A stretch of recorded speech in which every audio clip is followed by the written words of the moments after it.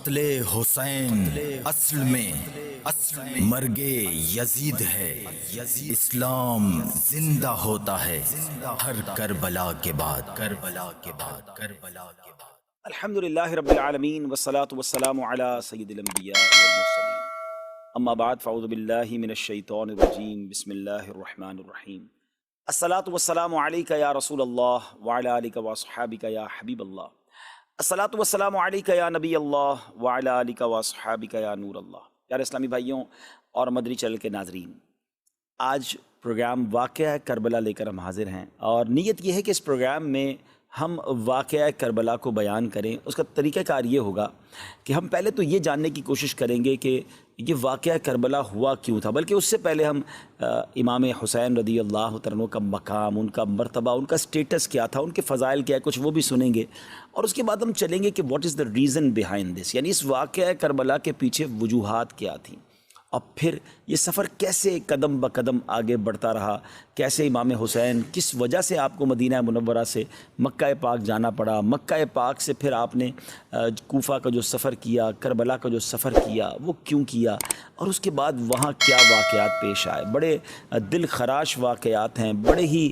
جس کو کہیں کہ 1400 سال کا مبش گزر گئے ہیں، لیکن آج بھی دل غمگین ہو جاتا ہے جب ان واقعات کو سنتے ہیں۔ ہم میں سے بہت سارے ناظرین ایسے ہوں گے جن کے والدین، رشتہ دار دنیا سے چلے گئے ہوں گے۔ جب وہ دنیا سے گئے تو اس سال، بلکہ اگلے 4-5 سال تک کافی درد رہا، یاد آتی رہی، مگر آہستہ آہستہ وہ زخم، کہتے ہیں نا کہ وہ جو ہے وہ وقت جو ہے وہ سب سے بڑا مرہم ہوتا ہے۔ لیکن یہ ایک ایسا واقعہ ہے ناظرین کربلا کا کہ 1400 سال گزر گئے، مگر جب جب یاد آتی ہے دل غم میں ڈوب جاتا ہے کہ نواسہ رسول، جگر گوشہ بطول، امام حسین، امام علی مقام، امام عرش مقام رضی اللہ عنہ کے ساتھ جو ظلم ہوا، جو زیادتی ہوئی، اور پھر صرف آپ کے ساتھ نہیں، آپ کے رفقا کے ساتھ، آپ کے گھر والوں کے ساتھ، یقیناً یہ واقعہ بڑا ہی دل خراش ہے۔ مگر ہم نے صرف واقعہ نہیں سننا، ہم انشاءاللہ کوشش کریں گے کہ اس واقعے سے اپنے لیے درس بھی لیتے جائیں گے، اپنے لیے میسیجز بھی لیتے جائیں گے، کیونکہ کئی بار شاید یہ واقعہ سنا ہوگا، لیکن ہمیں پتہ تو چلے کہ ہم نے کیا سیکھنا ہے، اس عظیم واقعے سے میں نے اور آپ نے کیا درس لینا ہے۔ میری گزارش ہے کہ خود بھی پروگرام کو اول تاخر دیکھیں، اپنے ہو سکے تو بچوں کو بھی ساتھ بٹھا لیں، کیونکہ جو ہماری نیو جنریشن ہے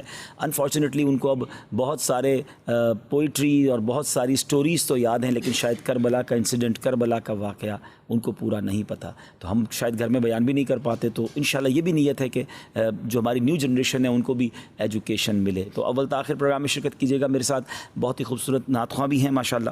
تو ہمارے اس پروگرام کا آغاز ہم منقبت اہل بیت سے کرتے ہیں، اور پھر انشاءاللہ اس ٹاپک کو لے کر آگے چلتے ہیں۔ صلو علی الحبیب صلی اللہ تعالی علی محمد صلی اللہ علیہ وسلم۔ باغ جنت کے ہیں بہرے، مدح خانے اہل بیت۔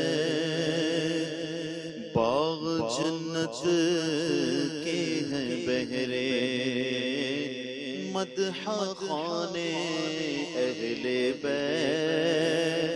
تم کو مژدہ نار کا اے دشمنان اہل بیت، تم کو مژدہ نار کا اے دشمنان اہل بیت۔ کس زبان سے ہو بیان عز و شان اہل بیت، کس زبان سے ہو بیان عز و شان اہل بیت۔ مدح گوئے مصطفیٰ ہے، مدح خانے اہل بیت، مدح گوئے مصطفیٰ ہے، مدح خانے اہل بیت۔ ان کی پاکی کا خدائے پاک کرتا ہے بیان، ان کی پاکی کا خدائے پاک کرتا ہے بیان۔ آیا تطہیر سے ظاہر ہے شان اہل بیت آیا تطہیر سے ظاہر ہے شان اہل بیت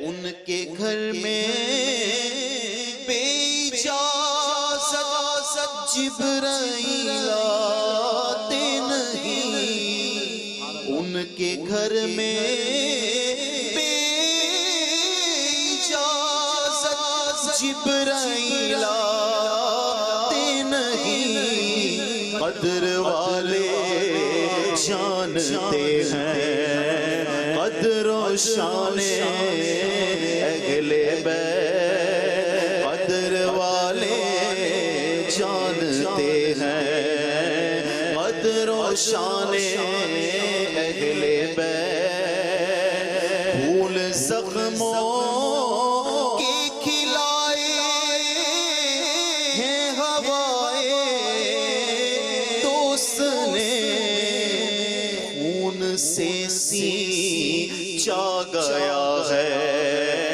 گلستان اہل بیت، خون سے سینچا گیا ہے گلستان اہل بیت، فاطمہ کے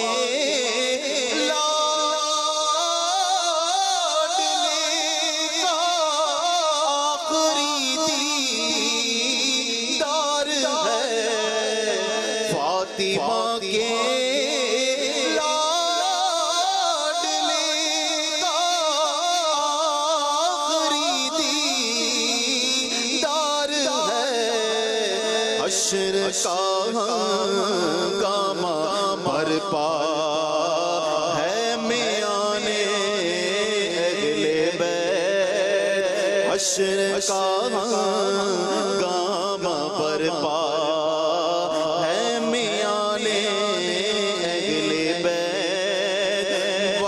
رخصت گہرا ہے خاک میں ملتا سہاگ، وقت رخصت گہرا ہے خاک میں ملتا سہاگ، لو سلام آخری ہے بیوگانے اہل بیت، ادب گستاخ کا کو سنا دے اے حسن، بے ادب گستاخ کا کو سنا دے یوں کہا کرتے ہیں سنی داستان اہل بیت، یوں کہا کرتے ہیں سنی داستان اہل بیت، باغ جنت کے ہیں بہرے مدح خانے اہل بیت، تم کو مژدہ نار کا اے دشمنان اہل بیت۔ پیارے پیارے اسلامی بھائیوں، عاشورہ کا دن 10 محرم الحرام، 10 محرم الحرام، یقیناً ایک ایسا تاریخی دل خراش واقعہ ہوا ہے کہ جب بھی یہ دن آتا ہے ہمیں اس واقعے کی یاد دلاتا ہے، مگر شاید بہت سارے ویورز کو، بہت سارے ناظرین کو یہ نہ معلوم ہو کہ یہ دن فقط یہی واقعہ نہیں ہوا، مگر اس سے پہلے بھی اسلامی تاریخ کے بڑے امپورٹنٹ، بڑے ہی امیزنگ واقعات اس دن ہوئے۔ اب ذرا سب سنتے جائیے گا کہ حضرت آدم علیہ نبینا علیہ الصلوۃ والسلام کی جو توبہ قبول کی گئی وہ دن 10 محرم الحرام کا تھا۔ حضرت آدم کی جو پیدائش ہوئی، دا برتھ ڈے آف سیدنا آدم علیہ الصلوۃ والسلام، وہ بھی 10 محرم۔ اسی دن انہیں جنت میں بھی داخل کیا گیا، اسی دن عرش کرسی، آسمان، زمین، سورج، چاند، ستارے اور جنت کو پیدا کیا گیا۔ آپ سوچئے کہ بیسکس آف دا ورلڈ جو ہیں وہ 10 محرم والے دن پیدا کیے گئے۔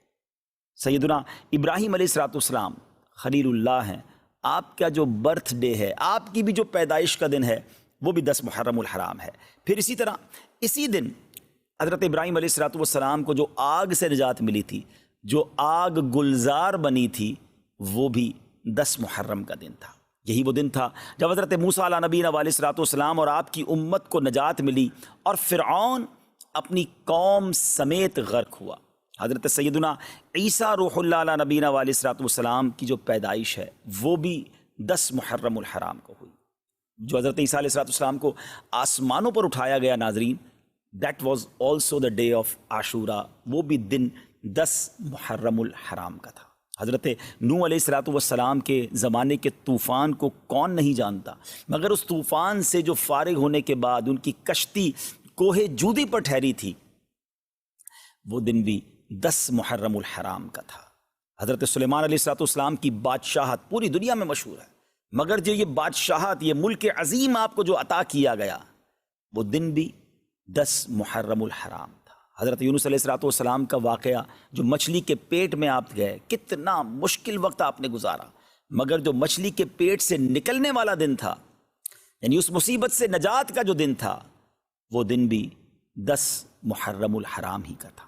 حضرت یعقوب علیہ السلام کی بینائی کا جو ضعف دور ہوا، قرآنی واقعہ ہے کہ آپ کی بینائی میں جو کمزوری تھی وہ جو دور ہوئی، وہ دن بھی 10 محرم الحرام کا تھا۔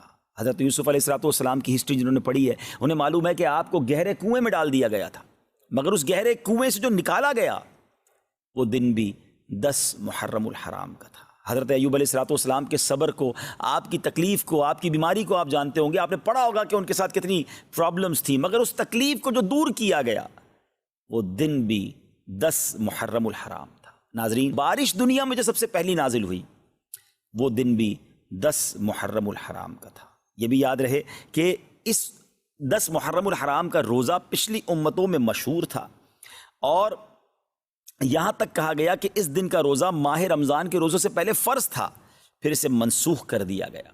یہ تقریباً میں نے آپ کو 24 واقعات، انسیڈنٹ اور ایونٹس بتائے جو اس دن ہوئے، اور 25واں پھر وہ واقعہ امام عالی مقام، امام عرش مقام، امام تشنا کا، امام حسین رضی اللہ عنہ اور آپ کے رفقا کو بھوکا پیاسا رکھ کر کربلا کے میدان میں جو شہید کیا گیا، وہ دن بھی 10 محرم الحرام کا تھا۔ تو اس کا مطلب یہ ہوا کہ اب اسلامی تاریخ کا تاریخی ترین دن ہے، ہسٹوریکل دن ہے، اور اس دن بہت بڑے بڑے اسلامی واقعات ہوئے۔ اگر کسی کا ذہن ہو تو وہ سوچے کہ اس دن میں اللہ کی رحمت کو کس قدر پکار سکتا ہوں، کس قدر عبادت کر سکتا ہوں۔ جو رب حضرت یوسف کو گہرے کنویں سے نکال سکتا ہے، جو حضرت یونس کو مچھلی کے پیٹ سے نکال سکتا ہے، جو حضرت ایوب کی بیماری کو دور کر سکتا ہے، جو حضرت موسیٰ کے لیے عاشورہ کے دن فرعون سے نجات کے لیے دریائے نیل میں راستے نکال سکتا ہے، وہ رب کریم میری مشکلوں کو بھی دور فرما سکتا ہے، وہ رب کریم میرے لیے بھی رحمت کے دروازے کھول سکتا ہے۔ تو یہ دن ہم نے عبادت میں، رب کو پکارنے میں، اس کی بارگاہ میں التجا کرنے میں گزارنا ہے، اور اس کی بارگاہ میں اسی طرح التجائیں کرنی ہیں، تو انشاءاللہ ضرور کرم ہوگا۔ اب آئیے چلتے ہیں ناظرین، حضرت عیسیٰ علیہ السلام کو آسمانوں کی طرف اٹھایا گیا، وہ بھی یہ دن تھا، اور حضرت موسیٰ علیہ السلام کو جو فرعونیوں سے نجات ملی، وہ بھی آج کا دن تھا۔ اب ناظرین ہم چلتے ہیں یہ واقعہ، اس سے پہلے میں چاہوں گا کہ جن کے ساتھ یہ واقعہ پیش آیا ان کا مقام کیا تھا، ان کا مرتبہ کیا تھا، ان کا اسٹیٹس کیا تھا۔ کوئی آرڈنری، کوئی نارمل پرسنالٹی نہیں ہے۔ یقیناً صحابہ اکرام سبھی ہمارے سروں کے تاج ہیں، مگر امام حسین، آپ تو نبی پاک کے گویا جگر کا ٹکڑا ہیں، اور پیارے آقا علیہ السلام کی ایسی ایسی احادیث ہیں کہ ہم سنیں تو ایمان تازہ ہو جاتا ہے، اور اہل بیت کی محبت دل میں اور بڑھ جاتی ہے۔ سید الشہداء سیدنا امام حسین رضی اللہ عنہ کی ولادت جو ہے وہ 5 شعبان سن 4 ہجری کو مدینہ منورہ میں ہوئی۔ آپ علیہ السلام نے آپ کا نام حسین اور شبیر رکھا، آپ کی کنیت ابو عبداللہ اور لقب سبط رسول اللہ، یعنی سبت کہتے ہیں درخت کو، اور جس کی بہت ساری شاخیں ہوں.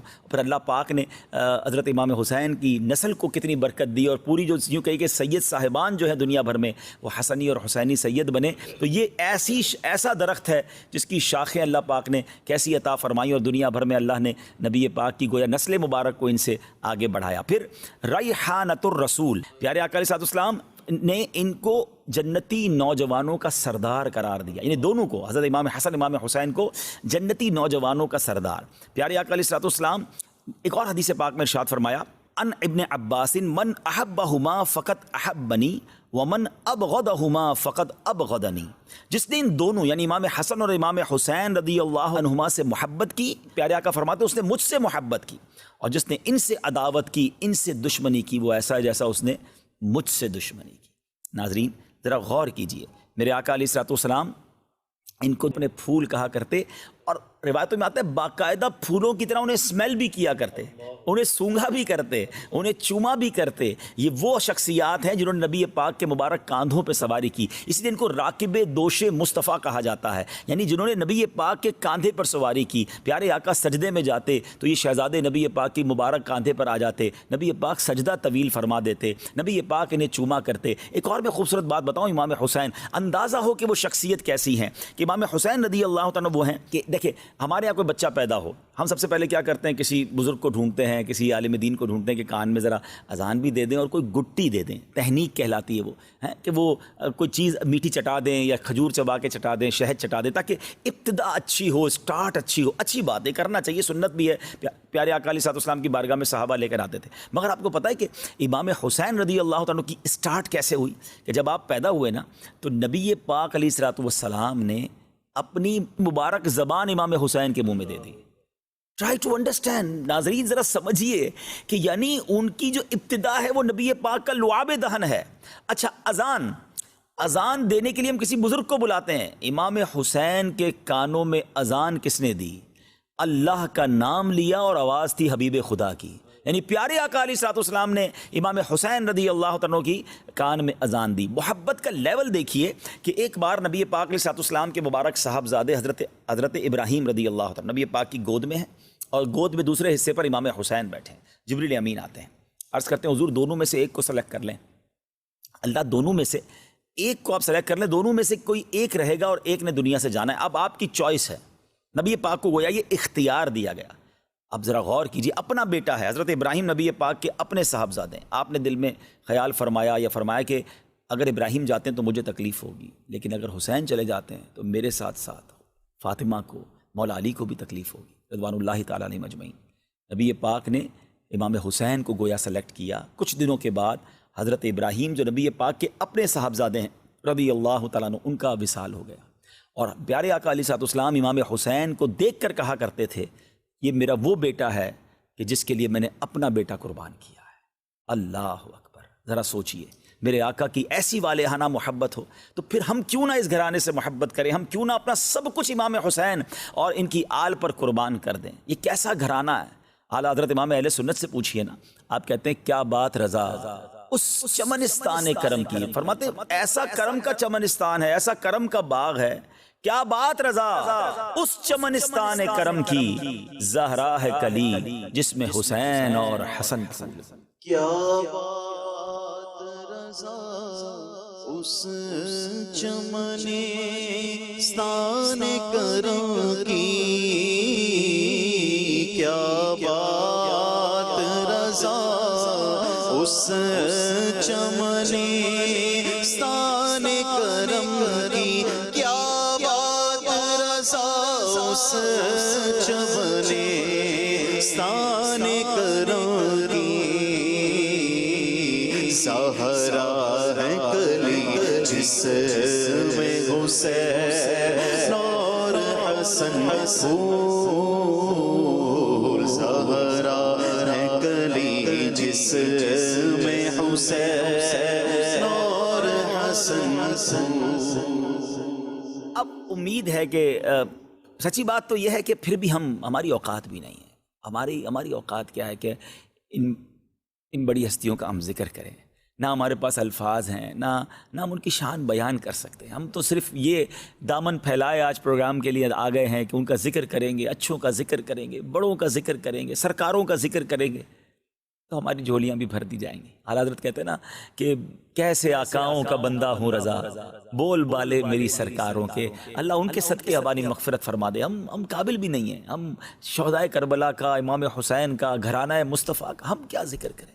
بس ہم تو خیرات لینے آئے ہیں کہ ان کا ذکر کریں گے تو ہماری جھولیاں بھر دی جائیں گی. تو اب امام حسین رضی اللہ تعالیٰ عنہ کے بچپن، ابھی جب آپ کی ولادت ہوئی ہے نا، تو حضرت ام الفضل فرماتی ہیں کہ ایک روز میں نبی پاک علیہ الصلوۃ والسلام کی خدمت میں حاضر ہوئی. میں نے دیکھا کہ امام حسین نبی پاک علیہ الصلوۃ والسلام کی گود میں ہیں، اور میں کیا دیکھتی ہوں کہ پیارے آقا کی چشمان کرم سے آنسوؤں کی جھڑی لگی ہوئی ہے. ام الفضل کہتی ہیں کہ حضور، میرے ماں باپ آپ پر قربان، حضور یہ حالت کیوں ہے، کیا وجہ ہے؟ نبی پاک علیہ الصلوۃ والسلام نے فرمایا کہ ابھی جبریل امین میرے پاس آئے، انہوں نے خبر فرمائی کہ میری امت اس فرزند کو قتل کرے گی.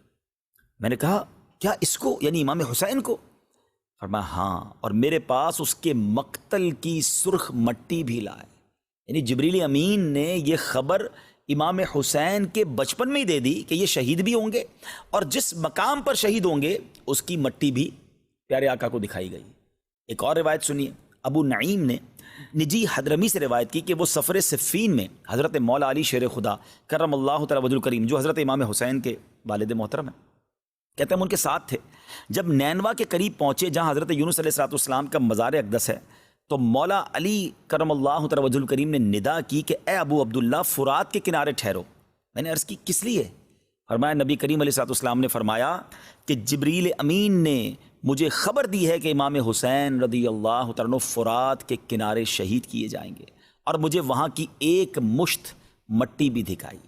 اسی طرح مولا علی کے ہمراہ ایک اور بزرگ کہتے ہیں کہ ہم ساتھ تھے، تو امام حسین رضی اللہ تعالیٰ کی جہاں آج قبر منور ہے اس کے مقام پر پہنچے.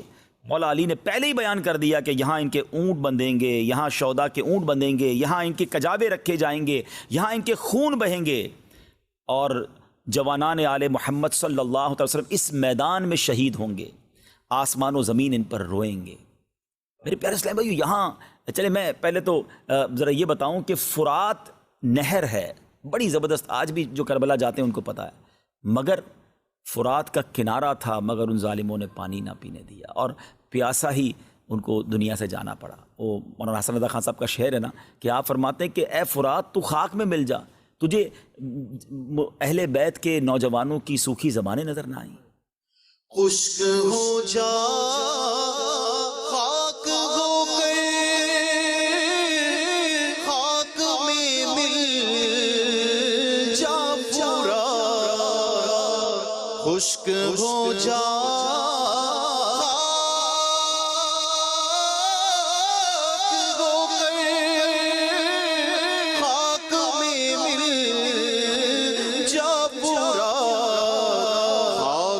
تجھ پر دیکھ تو سوکھی زبانیں اہل بیت، خاک تجھ پر دیکھ تو سوکھی زبانیں اہل بیت.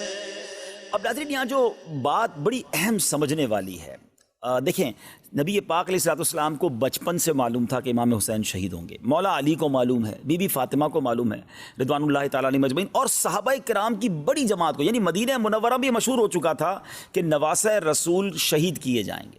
اب بڑا ریلیونٹ کوسچن ہے، بڑا اہم سوال ہے کہ جناب نبی پاک علیہ الصلوۃ والسلام تو وہ ہیں جو اشارہ کریں تو چاند دو ٹکڑے ہو جاتا ہے، آپ دعا فرمائیں تو ڈوبا سورج پلٹ آتا ہے. بڑے بڑے مسائل، بڑے بڑے پرابلم لے کر صحابہ آتے اور نبی پاک ہاتھ اٹھاتے، ان کے مسائل حل ہو جاتے. ٹوٹی پنڈلی لے کر آتے، پیارے آقا جوڑ دیتے. نکلی آنکھ لے کر آتے، نبی پاک لگاتے، وہ آنکھ روشن ہو جاتی. وہ آقا علیہ الصلوۃ والسلام جن کے پاس اتنا اختیار اور محبت کا عالم یہ کہ نبی پاک فرمایا حسین مجھ سے اور میں حسین سے ہوں. تو جب پتہ چل گیا کہ ان کو شہید کیا جائے گا، تو ایک بار کبھی نبی پاک نے اللہ کی بارگاہ میں دعا کی یا اللہ میرا نواسا ہے، میں اس سے بڑی محبت کرتا ہوں، اے اللہ وہ مصیبت کربلا کے میدان کی اس سے ٹال دے، رب کریم یہ جو امتحان ہونا ہے میرے حسین پر وہ امتحان نہ آئے۔ اچھا چلے نبی پاک نے دعا نہیں کی، مولا علی کے تو جگر کا ٹکڑا تھے نا، مولا علی نبی پاک کے پاس آ جاتے۔ اچھا ماں تو ماں ہوتی ہے نا، خاتون جنت رضی اللہ تعالی عنہا ہی کبھی نبی پاک کی بارگاہ میں آتی کہ حضور ایک طرف تو آپ حسین سے اتنا پیار کرتے ہیں، حضور میرا بیٹا ہے، آپ دعا کر دیں اللہ کی بارگاہ میں اللہ یہ امتحان ٹال دے۔ آپ سوچئے یہ کیا بات تھی، ایوری بڈی نوز اٹ، سب کو معلوم ہے، مگر کوئی دعا نہیں کر رہا اس امتحان کے ٹلنے کی، کوئی التجا نہیں کر رہا۔ اس کا مطلب پتہ ہے کیا ہوا ناظرین، ہیں کہ سب لوگ اس امتحان کے لیے تیار تھے، وہ امام حسین کی پرورش کر رہے ہیں کہ ہمارا بیٹا بڑا ہو کر اس امتحان سے گزرے، اللہ کی رضا کے لیے اپنا سر کٹائے، شہادت کا مرتبہ حاصل کرے۔ یہ کیسا جذبہ تھا، یہ کیسی ٹریننگ تھی، یہ کیسی رب کی رضا پر راضی رہنا تھا۔ وہ شاعر کہتے ہیں نا، زباں پر شکوے رنج و علم لایا نہیں کرتے، زباں پر شکوے رنج و علم لایا نہیں کرتے، نبی کے نام لیوا غم سے گھبرایا نہیں کرتے۔ آپ سوچئے کہ یہ یعنی اب ہم سب کے لیے میسج کیا ہے۔ میں نے جیسے پروگرام کے شروع میں کہا تھا کہ ہم واقعہ کربلا انشاءاللہ پوری کوشش کریں گے کہ سٹیپ بائی سٹیپ بیان کریں، مگر اپنے لیے بھی تو میسج لینا کہ بچپن سے پتہ ہے یہ بیٹا شہید ہوگا، سب راضی ہیں، ہم پر چھوٹا سا امتحان آ جائے، ہم پر چھوٹی سی کوئی پرابلم آ جائے، واویلا، شکوے، شکایات، کمپلین، پتہ نہیں میرے ساتھ کیوں ہو رہا ہے، میرا کیا قصور ہے، مجھ پر یہ آفت کیوں آئی ہے، میں تو یہ بھی کرتا ہوں، میں تو وہ بھی کرتا ہوں، اپنے گناہ یاد نہیں آتے، ایسے موقع پر اپنی نیکیاں یاد آتی ہیں جو پہلے ہی ہماری نیکیاں ناقص ہیں۔ ہم کیوں بھول جاتے ہیں امام حسین کے امتحان کو، کیوں بھول جاتے ہیں حضرت ایوب کے امتحان کو، کیوں بھول جاتے ہیں حضرت موسیٰ کے امتحان کو، حضرت ابراہیم کو تو آگ میں ڈالا گیا، اللہ کے نبی ہیں، یہ تمام واقعات بتا رہے ہیں کہ زباں پر شکوے رنج و علم لایا نہیں کرتے، نبی کے نام لیوا غم سے گھبرایا نہیں کرتے۔ بلکہ امیر اہل سنت نے تو ہمیں ایک اور بہت پیارے انداز میں سمجھایا ہے، خاص طور پہ مبلغین کو، جو لوگ دین کا کام کرتے ہیں اور جب تھوڑا سا کام کرتے ہیں کوئی ساتھ نہیں دیتا، دل توڑ بیٹھ جاتے ہیں، یار بھائی نیکی کا زمانہ نہیں ہے، میں تو چلا تھا مسجد بنانے، میں تو چلا تھا لوگوں کو نیکی کا کام کرنے، میرا ساتھ ہی کسی نے نہیں دیا، میرا دل توڑ دیا، میں تو نہیں کروں گا کام۔ نہیں جناب، یہ شروع میں مشکلیں آتی ہیں۔ امیر علیہ السلام فرماتے پیارے مبلغ، معمولی سی مشکل پہ تو گھبراتا ہے، پیارے مبلغ معمولی سی مشکل پہ تو گھبراتا ہے، دیکھ حسین نے دین کی خاطر سارا گھر قربان کیا۔ تو سمجھے نا کہ یہ قربانیاں دے کر دین پھیلا ہے، تو ہمارے ساتھ بھی پرابلمز آئیں گے۔ بہت خوبصورت جملہ ہم نے اپنے نگران شورا سے سنا ہے، وہ فرماتے ہیں کہ زندگی کی گاڑی مسائل کے پہیوں پہ چلتی ہے، مسائل آئیں گے، پرابلمز آئیں گی، یہ ہمیں ٹیسٹ کیا جاتا ہے، یہ ہمارا امتحان لیا جاتا ہے۔ تو کربلا کے اس واقعے سے خاص طور پہ بچپن میں جو نبی پاک کو امام حسین کے بچپن میں معلوم تھا یہ شہید ہوں گے، مگر دیر از نو کمپلین، یہ سبق دے رہا ہے ہم سب کو کہ اگر آ جائے کوئی مشکل، یا اللہ ہم تیری رضا پر راضی ہیں، اے اللہ ہمیں اس مشکل، دعا کرنے میں حرج نہیں ہے، لیکن واویلا نہیں، شکوہ نہیں، کمپلین نہیں، سب لوگوں کو بتانے کا کیا فائدہ ہے، مزہ پتہ ہے کیا ہے؟ اچھا ایک جملہ آپ نے سنا ہوگا، صبر جمیل کرتے نا، اللہ آپ کو صبر جمیل عطا فرمائے، صبر جمیل پر اجر عظیم عطا فرمائے۔ کبھی کسی کو پوچھ لے حضرت صبر جمیل کا معنی کیا ہے؟ میں آپ سے پوچھتا ہوں، جی مدنی چینل کے ناظرین میں آپ سے پوچھ رہا ہوں، صبر جمیل کس کو کہتے ہیں؟ یہ کسی جمیل بھائی کا صبر نہیں ہے، اس کی ڈیفینیشن یہ ہے، اس کی تعریف یہ ہے کہ ایک بندہ ہے جو پرسکون ہے، کوئی پرابلم نہیں ہے، اور ایک اس کے برابر میں بندہ وہ بیٹھا ہے جو بڑی تکلیف میں ہے، مگر دونوں کو دیکھ کر پتہ نہ چلے کون مشکل میں ہے، میرا چہرہ بھی نہ بتائے کہ اندر کتنا درد ہے، اندر کتنی تکلیف ہے، کیونکہ میں جانوں میرا رب جانے۔ ہاں مزہ یہ، یعنی صبر اس کا نام ہے، صبر جمیل اس کا نام ہے کہ کسی کو پتہ نہ چلے۔ وہ شاعر کہتے ہیں نا، کسی کا احسان کیوں اٹھائیں، کسی کو حالات کیوں بتائیں، تم ہی سے مانگیں گے تم ہی دو گے، تمہارے در سے ہی لو لگی ہے۔ کسی کا احسان کیوں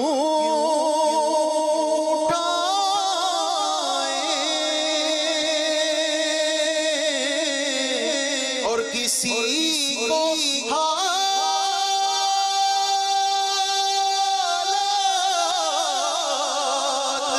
کیوں بتائیں، تم ہی سے مانگیں گے تم ہی دو گے، آقا تم ہی سے مانگیں گے تم ہی دو گے، تم ہی سے مانگیں گے تم ہی دو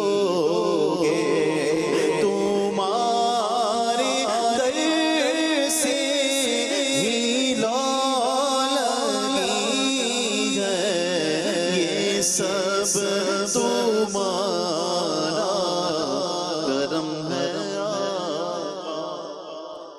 امید ہے کہ میں اللہ کرے کہ یہ پیغام لینے میں ہم کامیاب ہو جائیں کہ امتحان آئیں گے، مشکل آئیں، ابھی بھی ہو سکتا ہے آپ کسی مشکل میں ہوں، کسی پریشانی میں ہوں، بیماری میں ہوں، قرضے میں ہوں، ٹینشن میں ہوں، کربلا والوں کو یاد کریں اور اللہ کی رضا پر راضی رہیں۔ ان اللہ مع الصابرین، انشاءاللہ اس کی رحمت ساتھ ہوگی، سب بہتر ہو جائے گا۔ اب چلتے ہیں ناظرین، اب یہ واقعہ پہلے تو آپ نے مقام امام حسین سن لیا، بچپن سے ہی سب کو معلوم ہے اور اسی امتحان کی تیاری ہو رہی ہے۔ حضرت امیر معاویہ رضی اللہ تعالیٰ رجب 60 ہجری میں بمقام دمشق میں، یعنی دمشق میں آپ کا انتقال ہوا۔ آپ کے پاس نبی پاک علیہ السلام کے بڑے پیارے تبرکات تھے۔ آپ کے پاس پیارے آقا کا ازار شریف، ردائے یعنی چادر اقدس تھی، قمیض مبارک تھا، موئے مبارک تھے، نبی پاک کے مبارک ناخن تھے، اور آپ نے یہ وصیت کی تھی کہ مجھے نبی پاک علیہ السلام کی ازار شریف، نبی پاک کی چادر مبارک اور قمیض اقدس میں کفن دیا جائے، اور میرے ان اعضاء پر جن پر سجدہ کیا جاتا ہے پیارے آقا کے موئے مبارک اور ناخن کے تراشے رکھ دیے جائیں، اور مجھے ارحم الراحمین کے رحم و کرم پر چھوڑ دیا جائے۔ یہ عشق رسول تھا حضرت امیر معاویہ کا، اور خاص طور پہ تبرکات سے جو انہیں پیار تھا۔ صحابی رسول ہیں، کاتب وحی ہیں، یہ رہتی دنیا کے لیے میسج ہے کہ تبرکات سے صحابہ کا بھی پیار تھا۔ اگر آج امت کا پیار ہے تو اس میں تو بہت اچھی بات ہے۔ اچھا، لیکن اب ان کا بیٹا کور باطن یزید پلید، اس بدبخت نے یہ نہ دیکھا کہ میرے والد تو نبی پاک علیہ السلام کے تبرکات سے بھی پیار کر رہے ہیں، ان کے ناخن مبارک، ان کے موئے مبارک کو دل و جان سے عزیز رکھ رہے ہیں، اور اس ظالم نے جگر گوشہ بطول نبی پاک کے سب جسم کا حصہ ہے امام حسین، ان کے ساتھ ظلم کیا، ان کے ساتھ زیادتی کی۔ وہ کہتے ہیں نا کہ جس کے نصیب پھر جائیں، جس کے اندر بدبختی لکھی ہوئی ہو، تو اس سے بہت بڑے بڑے گناہ ہوتے ہیں۔ اچھا، یہاں میں ایک چھوٹی سی بات کر کے پھر مزید آگے کی طرف چلوں گا کہ ہمیشہ ایک فارمولہ یاد رکھیں کہ کبھی بھی کسی کے بچے کی غلطی کی وجہ سے، کسی کے بچے کے برے عمل کی وجہ سے اس کے والد کو برا بھلا یا کرٹیسائز گھر والوں کو نہیں کیا جائے گا۔ اگر یہ فارمولہ بنا لیا جائے تو پھر تو حضرت آدم علیہ السلام اللہ کے نبی ہے نا، آپ کا ایک بیٹا یقیناً حابیل تھا جس کو قتل کیا گیا، مگر قتل کرنے والا کون تھا؟ قابیل، وہ بھی تو آپ ہی کا تو بیٹا تھا۔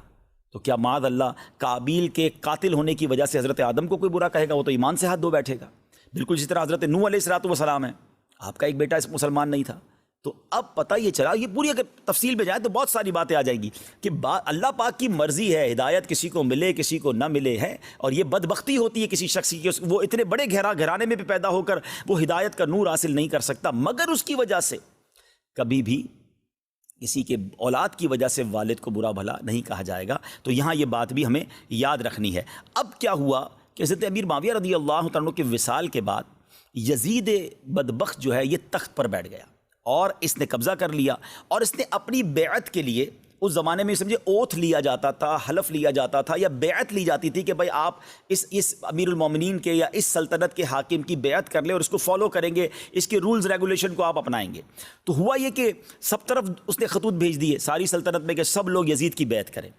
اب یہ ایک جو یہ سمجھے میسنجر جو تھا، خط لے کر یہ مکتوب لے کر مدینہ طیبہ ایک شخص پہنچا اور امام حسین کی بارگاہ میں آیا۔ ان کو یہ کہا گیا تھا کہ سب سے پہلے آپ نے حضرت زبیر صحابی رسول رضی اللہ تعالیٰ، وہ بھی مدینہ پاک میں تھے اور امام حسین بھی تھے، کہ ان دونوں کی بیعت لے لو گے تو معاملہ سیٹل ڈاؤن ہو جائے گا، پھر پورے مدینہ کے لوگ لے لیں گے۔ تو حضرت زبیر نے بھی منع کر دیا، اور امام حسین کے پاس وہ مکتوب پہنچا تو آپ نے بھی صاف انکار کر دیا، کیونکہ آپ جانتے تھے کہ یزید جو ہے وہ بدبخت ہے، وہ شرابی ہے، وہ برے اعمال کرنے والا ہے، اور وہ یہ سمجھے کہ مسلمانوں کا رہنما بننے کے قابل ہی نہیں ہے۔ اچھا، امام حسین یہ بھی جانتے تھے کہ اگر یزید کی بات مان لی جاتی ہے پھر تو سمجھے کہ اس نے بڑے آفرز بھی دیے تھے کہ آپ کو اتنے پیسے، تو اتنی مراعات اور اتنی ساری چیزیں آپ کو دی جائیں گی، اور آپ کی لائف بڑی لگژری کر دی جائے گی۔ مگر یہ تو نواسہ رسول تھے نا، یہ جانتے تھے کہ باطل کے آگے اگر آج ہم نے سر جھکا لیا، اگر آج ہم نے کسی فاسق و فاجر کو اپنا امیر بنا لیا، تو پھر تو رہتی دنیا کے لیے اسلام کا نظام بگڑ جائے گا نا۔ آپ ذرا سوچئے، امام حسین خود چاہتے تو بڑی لگژری لائف گزار لیتے، کمپرومائز کر لیتے کہ ٹھیک ہے اب جیسا بھی ہے چلنے دو، لیکن آپ جانتے تھے کہ اگر وہ اس وقت کمپرومائز کر لیتے تو پھر رہتی دنیا کے لیے ایگزامپل بن جاتی کہ آج بھی لوگ کہتے ہیں جب امام حسین کمپرومائز کر سکتے ہیں تو ہم بھی کمپرومائز کر لیں۔ آپ نے کمپرومائز نہیں کیا، آپ نے اس کی بات نہیں مانی، آپ نے اپنا سر کٹانا قبول کر لیا، مگر دین کے پرچم کو بلند کر گئے۔ وہ شاعر کہتے ہیں نا، قتل حسین اصل میں مرگ یزید ہے، اسلام زندہ ہوتا ہے ہر کربلا کے بعد۔ آپ نے اپنی جان تو لٹا دی مگر اسلام کو زندہ کر گئے۔ تو اب جب آپ نے اس کی بات نہیں مانی ناظرین، تو اب آپ سمجھ گئے کہ اب یزید نے بہت ظلم کرنا ہے، اب مجھ پر حملے کرنے۔ اور سبحان اللہ، یہاں علماء کہتے ہیں کہ ایک اور ادب بھی تھا کہ میں مدینہ پاک میں ہوں اور یہاں قتل و غارت گری ہوگی، تو شہر مدینہ میں، میرے آقا کے شہر میں بد امنی نہ ہو، یہاں قتل و غارت گری نہ ہو، یہاں پر جو ہے نا وہ بے ادبی نہ ہو، تو بہتر یہی ہے کہ میں مدینہ چھوڑ کر چلا جاتا ہوں۔ اب ذرا سوچئے ناظرین، یہ مدینہ چھوڑنے کی بات پتہ ہے کون کر رہا ہے؟ میں اور آپ مدینہ جاتے نا اور مدینہ سے واپس آئیں تو دل پر قیامت ٹوٹ جاتی ہے۔ کہتے ہیں نا کہ طیبہ سے لوٹنا کسی عاشق سے پوچھئے، طیبہ سے لوٹنا کسی عاشق سے پوچھئے، ایسا لگے کہ روح بدن سے نکل گئی۔ ایک عاشق رسول کی روح بدن سے نکل جاتی ہے تو جو پیدا ہی مدینے میں ہوا ہو۔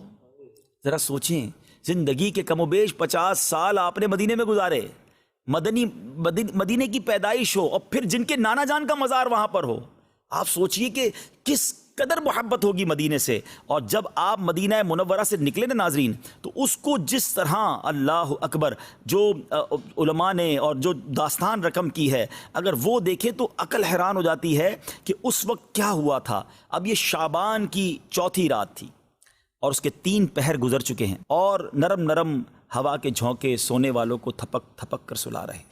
ستاروں کے سنہرے رنگ میں کچھ کچھ سفیدی ظاہر ہو چلی ہے۔ اندھیری رات کی تاریکی اپنا دامن سمیٹنا چاہتی ہے۔ تمام شہر میں سناٹا ہے، نہ کسی بولنے والے کی آواز کان تک پہنچتی ہے، نہ کسی چلنے والے کی چہل پہل سنائی دیتی ہے۔ شہر بھر کے دروازے بند ہیں، ہاں خاندان نبوت کے چشم و چراغ اس وقت جاگ رہے ہیں۔ سامان سفر درست کیا جا رہا ہے، ضرورت کی چیزیں باہر نکالی گئی ہیں، سواریاں دروازوں پر تیار کھڑی ہیں، پردے کا انتظام ہو چکا ہے۔ ادھر امام کے بیٹے، بھائی، بھتیجے، گھر والے سواریوں پر سوار ہو رہے ہیں، اور حضرت امام حسین رضی اللہ تعالیٰ عنہ مسجد نبوی سے باہر تشریف لا رہے ہیں۔ دل کی کیفیت ہے، آنکھوں میں آنسو ہیں، محرابوں نے سر جھکا کر تسلیم کی، میناروں نے کھڑے ہو کر تعظیم دی۔ قافلہ سالار کے تشریف لاتے ہی اب نبی زادوں کا قافلہ مدینے سے روانہ ہو رہا ہے۔ یہ وہ مدینہ ہے کہ جہاں نبی پاک علیہ السلام کو جب مکہ پاک میں ستایا گیا تھا، صحابہ کرام کے لیے زندگی مشکل کر دی گئی تھی، تو وہاں سے ہجرت کر کے سکون کے لیے، امن کے لیے، محبت کے لیے تو مدینے آئے تھے۔ یعنی میرے آقا پر جو ظلم و ستم کے پہاڑ توڑے گئے، تو میرے آقا جب مدینے آئے تو بنو نجار کی بچیوں نے نغمے گنگنا کر استقبال کیا تھا۔ مدینے کے لوگ مدینے کے دروازوں پر دیوانہ وار آئے تھے اور نبی پاک کا استقبال ہوا تھا۔ اور یہ کچھ ہی سالوں میں تقدیر کا کیسا یہ یوں سمجھے کہ سرکل گھوما ہے کہ اب نواسہ رسول کو وہی مدینہ چھوڑنا پڑ رہا ہے۔ ناظرین، الفاظ میں بیان نہیں کیا جا سکتا کہ نواسہ رسول کے دل پر کیا گزر رہی تھی۔ نانا جان سے انہوں نے مزار پر انوار پر جا کر کیا کچھ باتیں کی تھیں، کیا کچھ عرض کیا، یہ ایک الگ داستان ہے۔ مگر اب یہ 4 شعبان المعظم مدینہ منورہ سے یہ قافلہ جو ہے یہ مکے کی طرف روانہ ہو رہا ہے۔ بہرحال اب نبی پاک علیہ السلام کی یہ شہزادے جو ہیں مکہ پاک پہنچ جاتے ہیں۔ اب مکہ پاک میں زندگی کے کچھ دن گزارتے ہیں۔ اس دوران ناظرین کوفی جو ہیں، جو کوفہ میں رہنے والے ہیں، انہوں نے لیٹر لکھنا شروع کیے، اور وہ لیٹر بڑی تعداد میں، سینکڑوں کی تعداد میں مکتوب آئے۔ اور ان کا لیٹر پتہ کیا تھا؟ وہ ہر بندہ یہ کہتا تھا کہ حضور ہم یزید کی بیعت نہیں کرنا چاہتے، یزید پلید ہے، یزید کے اعمال درست نہیں ہیں، وہ ہمارا امیر بننے کے لائق نہیں ہے، یا سیدی ہم آپ کی بیعت کرنا چاہتے ہیں، آپ نواسہ رسول ہیں، آپ خاندان رسول کے چشم و چراغ ہیں، آپ ہمارے پاس آئیے، ہم آپ کی بیعت کریں گے۔ اب آپ کو بہت سارے مکتوب آ گئے۔ اب دیکھیں، ہر جو لیول ہوتا ہے نا بڑوں کا، ان کی ذمہ داریاں ہوتی ہیں۔ آپ کو یہ احساس ہوا کہ اگر آج میں کوفہ جا کر ان لوگوں کا ساتھ نہیں دیتا اور یہ میری بیعت نہیں کرتے، ان کو مجبوراً یزید کی بیعت کرنی پڑ گئی، تو قیامت کے دن اللہ کی بارگاہ میں عرض کریں گے، مولا ہم تو یزید کی بیعت نہیں کرنا چاہتے تھے، مگر امام حسین ہمارے پاس آئے نہیں تو ہمیں مجبوراً بیعت کرنی پڑی۔ امام حسین کو وہ رنج تھا، وہ ایک فکر تھی کہ ان لوگوں پر جو کیفیت ہے اور جو وہ مجھ سے بیعت لینا چاہتے ہیں. تو اب اسٹریٹجی پلان کی گئی. بدقسمتی سے جن کو تاریخ پڑھی نہیں ہے, جنہوں نے قرآن و حدیث پڑھا نہیں ہے, جنہوں نے علماء حق کی کتابیں نہیں پڑھی, تو وہ عجیب عجیب باتیں کرتے ہیں کہ جناب وہ ایک جذباتی فیصلہ تھا, یزید سے فوراً ہی آپ نے جو ہے وہ لڑائی کرنا شروع کر دی, یا آپ جناب اس کی بات ابھی تو بیعت کا اعلان ہی ہوا تھا اور آپ نے کیا. نہیں, امام حسین نے کمال تدبر کا مظاہرہ کیا, کمال حکمت عملی کا مظاہرہ کیا, کمال دینی ذمہ داری کا مظاہرہ کیا کہ آپ ڈائریکٹ کوفہ نہیں گئے, بلکہ آپ نے معاملات کو سمجھنے کے لیے اپنے کزن, اپنے چچا زاد بھائی حضرت مسلم بن عقیل رضی اللہ تعالیٰ عنہ کو بھیجا کہ آپ وہاں پر جائیے اور وہاں جا کر حالات کو دیکھیے اور پھر مجھے بتائیے کہ کیا کرنا ہے. حضرت مسلم بن عقیل اپنے دونوں صاحبزادوں کو لے کر اب کوفہ کو روانہ ہوتے ہیں. میرے پیارے اسلامی بھائیوں, جب اتنی ساری درخواستیں تھیں تو حضرت مسلم بن عقیل وہاں روانہ ہوئے, اور جب حضرت مسلم بن عقیل کوفہ پہنچے تو وہاں پر کیا ہوا. اچھا, امام حسین نے ایک لیٹر بھی دیا حضرت مسلم بن عقیل کو, اور وہ لیٹر کیا تھا کہ تم نے مجھے ریکویسٹ کی ہے, کوفہ والوں سے فرمایا کہ تمہاری ریکویسٹ پر ہم حضرت مسلم کو روانہ کرتے ہیں, ان کی نصرت, ان کی حمایت, یعنی ان کا سپورٹ کرنا تم پر لازم ہے. حضرت مسلم اپنے دو فرزند محمد اور ابراہیم رضی اللہ تعالیٰ عنہما کو بھی ساتھ لے کر گئے, جو ان کے بڑے پسندیدہ بیٹے تھے. اور اب حضرت مسلم جب کوفہ پہنچے, آپ نے مختار بن ابی عبید کے گھر پر قیام فرمایا. اب جب جیسے ہی لوگوں کو پتہ چلا کہ حضرت امام حسین کے نمائندے آ گئے ہیں, حضرت مسلم بن عقیل آ گئے ہیں, تو جوگ در جوگ اشدہام جمع ہو گیا, رش جمع ہو گیا, اور تقریباً دیکھتے ہی دیکھتے کہ 12,000 لوگوں نے حضرت مسلم بن عقیل کے ہاتھوں پر بیعت کر لی. یعنی گویا حضرت امام حسین کے یہ نمائندے تھے, ان کے بہاف پر یہ بیعت ہو رہی تھی, تو انہوں نے فوراً بیعت کر لی, اور جناب بڑا ان کا ویلکم ہوا, بڑا ان کا استقبال ہوا. تو حضرت مسلم بن عقیل نے دیکھا کہ یہ کوفہ کے لوگ تو بہت سپورٹ کر رہے ہیں, بہت پیار کر رہے ہیں, everybody want to welcome Imam Hussain, وہ حضرت امام حسین کے اتنے چاہنے والے ہیں. تو آپ نے کیا کیا کہ حضرت امام حسین کو لیٹر لکھ دیا. اب جو ٹرننگ پوائنٹ ہے نا اس پورے واقعہ کربلا کا, وہ ذرا سمجھیے گا. حضرت مسلم بن عقیل نے ایک لیٹر لکھا کہ حضور یہاں تو حالات بڑے سازگار ہیں, اور 12,000 لوگ تو میری بیعت کر چکے ہیں, اور آپ کی آمد کے بڑے مشتاق ہیں, اور بہت محبت آپ سے کرتے ہیں, تو آپ ضرور تشریف لائیے تاکہ یہ لوگ اس یزید پلید سے جان ان کی چھوٹے, اور یہاں پر اسلام کی صحیح جو ہے وہ تعلیمات عام ہوں. تو سبحان اللہ, اب یہ مکتوب روانہ کر دیا گیا. یاد رہے اس زمانے میں انٹرنیٹ نہیں تھا, ٹیلی فون نہیں تھا, مکتوب لے کر لوگ ٹریول کرتے تھے, خط لے کر میسنجر کو جانا پڑتا تھا, اور وہ بھی گھوڑوں اونٹوں پر سفر تھا. تو بہرحال ایک مکتوب لکھ کر انہوں نے روانہ کر دیا. اچھا, آپ نے مکتوب روانہ کر دیا. اچھا, اس وقت جو کوفہ کے گورنر تھے نا, وہ حضرت نعمان بن بشیر رضی اللہ تعالیٰ عنہ صحابی رسول تھے. اچھا, انہوں نے کیا کیا کہ انہوں نے سارے معاملات کو دیکھا تو کوئی مخالفت نہیں کی. وہ جانتے تو وہ امام حسین سے وہ بھی محبت کرتے تھے, لیکن انہوں نے صرف یہ کہا کہ دیکھو جو تم کام کر رہے ہو نا, یہ یزید کو پتہ چلے گا تو وہ تمہارے بڑا خلاف ہو جائے گا. لیکن اس کے علاوہ کوئی روک ٹوک نہیں کی, بالکل ایک لینین سا معاملہ رکھا کہ ٹھیک ہے, وہ جو معاملہ ہو رہا تھا اس کو ہونے دیا. مگر اہل کوفہ میں سے کچھ بدبخت بھی تو تھے نا, انہوں نے یزید کو خط لکھا کہ نعمان بن بشیر جو ہیں صحابی رسول رضی اللہ تعالیٰ عنہ, یہ خاموش بیٹھے ہوئے ہیں, اور مسلم بن عقیل آ گئے ہیں رضی اللہ تعالیٰ عنہ, اور امام حسین کے نام پر بیعت لے رہے ہیں, اور یہ معاملہ تمہارے خلاف جا رہا ہے. جیسے یزید پلید کو یہ پتہ چلا کہ یہ تو پاسا ہی پلٹ جائے گا, تو اب یزید نے کیا کیا کہ ابن زیاد, یہ ابن زیاد جو ہے یہ بصرہ کا اس وقت والی تھا, اس کو کوفہ کا گورنر بنایا, اور فوراً کا تم وہاں پہنچو, اور حضرت نعمان بن بشیر رضی اللہ تعالیٰ کو سیک کر دیا, اپنی ذمہ داری سے فارغ کر دیا کہ اب آپ گورنر نہیں ہیں, اب کوفہ کے گورنر کون, اب ابن زیاد کوفہ کا گورنر ہوگا. اچھا, ابن زیاد ایسا مکار تھا کہ اس کو یہ تو پتہ چل گیا تھا کہ ہزاروں لوگ امام حسین کے چاہنے والے وہاں موجود ہیں, اور میں جا رہا ہوں ان کو روکنے کے لیے, ان کے خلاف کام کرنے کے لیے, تو میں کوفہ میں داخل کیسے ہوں گا. تو اس بدبخت نے پلان کیا, اس نے بصرہ کے حجازی لوگ جو عرب کے لوگ ہوتے ہیں نا, اس والا حلیہ اپنایا, رات کو انٹری دی. اچھا, کوفہ میں یہ اطلاع تھی کہ خط تو لکھا جا چکا ہے, کسی دن بھی امام حسین آ جائیں گے, تو کوفہ کے لوگ رات کو جمع ہوتے تھے, دیکھتے تھے کہ کوئی آنے والا ہے تو ہم استقبال کریں. تو دیکھا کہ ایک عربی لباس میں شخص آ رہا ہے, ایک حجازی لباس میں شخص آ رہا ہے, تو لوگوں نے نعرے لگانا شروع کر دیے کہ امام آ گئے. وہ سمجھے کہ امام حسین آ گئے, مگر یہ تھا بدبخت ابن زیاد, اور یہ چھپتا چھپاتا گورنر ہاؤس میں داخل ہو گیا. یہ جیسے ہی گورنر ہاؤس میں داخل ہوا تو لوگوں کو سمجھ آئی کہ یہ تو امام حسین نہیں, یہ تو ابن زیاد ہے. اب اس ابن زیاد بدبخت نے ناظرین جو پلان کیا نا, وہ بڑا خطرناک پلان تھا. اب جیسے ہی ابن زیاد اندر گیا اور وہ اپنے گورنر ہاؤس میں چلا گیا, تو حضرت حضرت مسلم بن عقیل اس وقت ہانی بن عروہ کے مکان میں اقامت کر رہے تھے, یعنی ان کی رہائش ایک شخص تھا جس کا نام ہانی بن عروہ تھا, اس کے گھر میں آپ رہتے تھے. تو ابن زیاد نے کیا کہ ہانی کو اپنے کارکنان بھیجے، فوج بھیجی اور پہلے تو ہانی کو گرفتار کر لیا، یعنی جو ہوسٹ تھا، جس نے پناہ دی تھی یا جس نے رہائش دی تھی، اسی کو گرفتار کر لیا۔ اچھا، جیسے ہی گرفتار کیا حضرت مسلم کو بھی پتہ چل گیا، تو آپ نے لوگوں کو کہا کہ چلو چلتے ہیں گورنر ہاؤس۔ دیکھتے ہی دیکھتے ناظرین 40,000 افراد گورنر ہاؤس کے گرد جمع ہو گئے۔ پورے گورنر ہاؤس کو، جو بھی مکان تھا یا جو بھی عمارت تھی، اس کو گھیرے میں لے لیا، اور اب صرف حضرت مسلم بن عقیل کے اشارے کی دیر تھی۔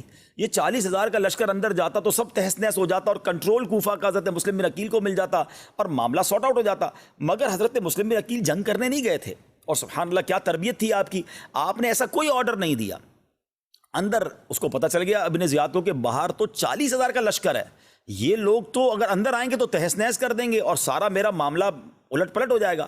اس بدبخت نے پلان کیا کہ اس نے اپنے فوجیوں کو بھیجا اور جو کوفہ کے بڑے پیسے والے لوگ تھے، عمائدین تھے، قبیلوں کے سردار تھے، ان سب کو گرفتار کیا اور ان کو گرفتار کر کے کہا کہ تم ان لوگوں کو کہو کہ حضرت مسلم بن عقیل کی جو ہے وہ دوستی چھوڑ دیں، ان کی حمایت چھوڑ دیں، ورنہ میں نے تم کو بھی مار ڈالنا ہے، تمہارے خاندان کو بھی اڑا دینا ہے۔ اچھا، ان لوگوں کو اتنا ڈرایا کہ چھت پر وہ لوگ اوپر آئے۔ اب نیچے سمجھ لیں، ذرا امیجن کریں کہ ایک بڑا سا محل ہے یا بڑا سا گورنر ہاؤس ہے، اس کی چھت پر پورے کوفہ کے بڑے بڑے رئیس، بڑے بڑے قبیلوں کے سردار کھڑے ہیں، اور نیچے 40,000 لوگوں کا لشکر ہے، حضرت مسلم بن عقیل بھی نیچے موجود ہیں۔ ان لوگوں نے اوپر سے آوازیں لگانا شروع کی اور اپنے خاندان والوں کو کہا کہ ان کا ساتھ چھوڑ دو ورنہ ہم مارے جائیں گے، ہم بھی مارے جائیں گے، ابن زیاد نے تمہیں بھی نہیں چھوڑنا ہے، تمہارے بھی گھر تباہ ہو جائیں گے، تم ہمیں بھی بچاؤ اور اپنے آپ کو بھی بچاؤ۔ اب وہ ڈراتے گئے۔ اچھا، ایسا کبھی ہوتا نہیں تھا کہ جو ہم نے تو صحابہ کی سیرت میں پڑھا ہے کہ نبی پاک کے ساتھ شامل ہوئے تو 313,000 کے لشکر سے ٹکرا گئے، اللہ کی رحمت پر بھروسہ تھا، مگر کوفیوں کا انداز دیکھیں کہ جیسے ہی ان کو ڈر اور خوف دلایا گیا، ایک ایک کر کے وہ کم ہوتے گئے، ڈر ڈر کے اپنے گھر جاتے گئے۔ آخر کار جب مغرب کا وقت ہوا تو امام مسلم بن عقیل رضی اللہ تعالیٰ کے پاس صرف 500 لوگ رہ گئے، آؤٹ آف 40,000، 40,000 میں سے صرف 500 لوگ رہ گئے۔ اور جب مغرب کی جماعت کی آپ نے امامت کی، اور جب آپ نے امامت کے بعد سلام پھیرا تو ایک بندہ بھی پیچھے باقی نہیں تھا۔ امام عالی مقام کے نمائندے امام مسلم بن عقیل رضی اللہ تعالیٰ عنہ اکیلے ہیں، آپ کے 2 بچے ہیں اور آپ اکیلے ہیں۔ کوفیوں نے ایسی بد عہدی کی، کوفیوں نے ایسی بے وفائی کی، ساری زندگی یوں سمجھے قیامت تک ان کی اس بے وفائی پر، ان کی اس بد عہدی پر، ان کا اس ساتھ نہ دینے پر ان پر ملامت ہوتی رہے گی، ملامت ہو رہی ہے۔ اب وہ جو وقت تھا حضرت مسلم بن عقیل کا، پر آپ ذرا غور کیجیے۔ اچھا، ایک اور جو عجیب بات کتابوں میں لکھی کہ آپ کو اپنی فکر نہیں تھی، آپ اس وقت بھی آپ کی آنکھوں میں آنسو تھے کہ ہائے میں نے امام حسین کو خط لکھ دیا ہے، میں نے انہیں بلا لیا ہے، جب میرا انہوں نے یہ حال کیا ہے تو میرے امام آئیں گے تو ان کا کیا ہوگا، وہ تو اپنی فیملی کے ساتھ آئیں گے۔ اب ذرا غور کریں کہ یہ کیسے پورا جو ہے وہ سفر ہوا ہوگا۔ اے میرے پیارے اسلامی بھائیو، اب ہم یہاں اس واقعے کو تھوڑا سا بریک کرتے ہیں۔ اب آپ یوں سمجھ لیں کہ حضرت مسلم بن عقیل تنہا ہو گئے ہیں، ان کے بچے ہیں، اور امام حسین کو وہاں مکتوب یہ مل گیا کہ آپ نے چلنا ہے۔ انشاءاللہ کل کے پروگرام میں اسی واقعے کو یہی سے لے کر آگے چلیں گے۔ ہمیں اجازت دیجیے۔ صلو علی الحبیب صلی اللہ تعالی علی محمد صلی اللہ علیہ وسلم۔ قتل حسین اصل میں مرگ یزید ہے، اسلام زندہ ہوتا ہے ہر کربلا کے بعد۔